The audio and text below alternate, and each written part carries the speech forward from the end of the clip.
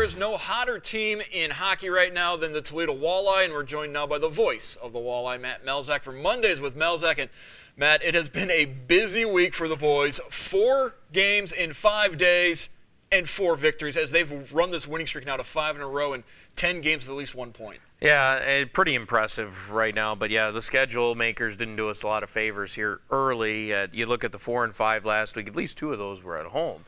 You think about the 4 and 5 that's coming up this week. I mean, you're in Cincinnati Wednesday, you're in Fort Wayne on Thursday, you're home on Friday, and then you're at Brampton on Sunday, which means, you know, that's across the border. You gotta go up into Canada. We're leaving Saturday for that, so it's basically a jam-packed week. A lot of travel, a lot on the plates of the players right now to come through, and they're winning a lot of games. So it makes it a little bit easier when you're going through 4 games in 5 days when you're putting victories on the board. You mentioned that trip into Canada, so you got to make sure you have the passports in order, and everything has to be ready as you make that trip. And it's going to be an interesting week down in Cincinnati, 3rd straight game, and then Fort Wayne on Thanksgiving at night before back home on Friday. So I know last week Coach Watson talked about the fact that you had to be mentally prepared for a stretch like this. How much is the mental fatigue going to be a factor going into this week? Well, you know what? It'll be good on Wednesday, obviously, with a couple of days off, just 1 practice day. And then you go into Thursday. You know what?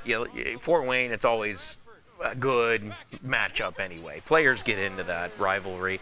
And the fact that they'll be packed. They draw very well. Is the reason why they always play on Thanksgiving.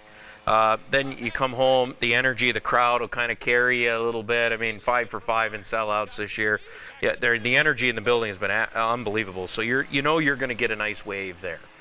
The game that kind of mentally will be draining is the Sunday game, because it'll be you've traveled there, you get a night in a hotel, now you go over and you got to play a 2 o'clock game. And, you don't play a ton of 2 o'clock games all year. You're not really into that mode.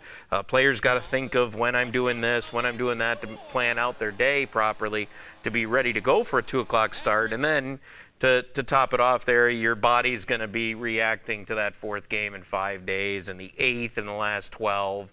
You just start to wear down a little bit. And that's where I think that'll be the most difficult of the games as far as being mentally prepared will be that Sunday game.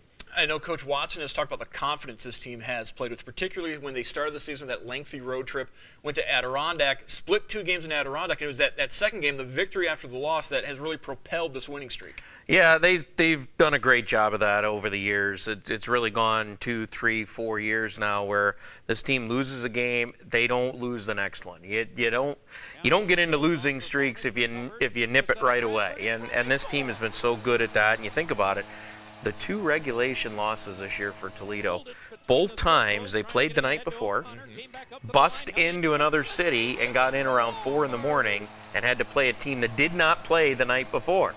So, I mean, you factor that into the mix a little bit too, and it tells you obviously that Toledo's very good, 9-0-1 in the last 10, where there isn't any of that weird travel mixed in there.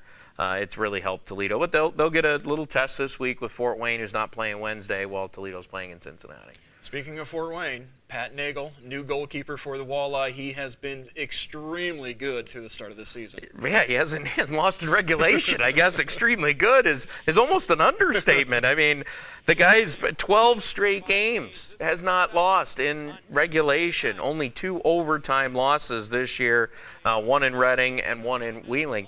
And that's it for Pat Nagel. I mean, that is impressive.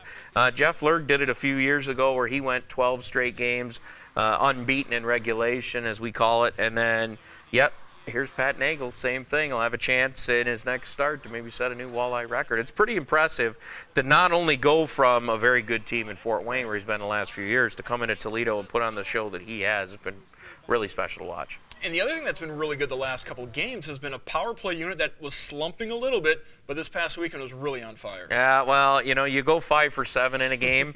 You don't do that very often. Matter of fact, Toledo had not scored 5 power play goals since 2009. That was about, I think, 8 games into the season, 8 games into the Walleye franchise. They had a 5 power play goal night. Hadn't done it since.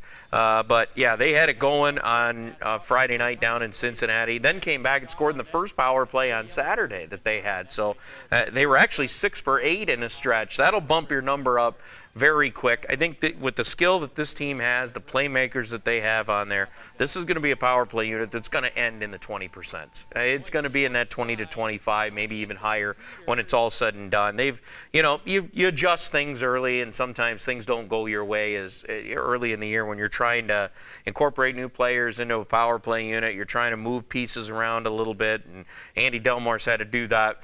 And sometimes it'll take a few games, takes a little while kind of to get that set in. But, in years past, we've seen it in late November, early December really start to take off. I think that'll be the case this year, too. All right, that's going to do it for us tonight on Monday with Melzak as we wrap up this look at 4 and 5 for the Walleye. I got another 4 and 5 coming up, including that Thanksgiving night game in Fort Wayne.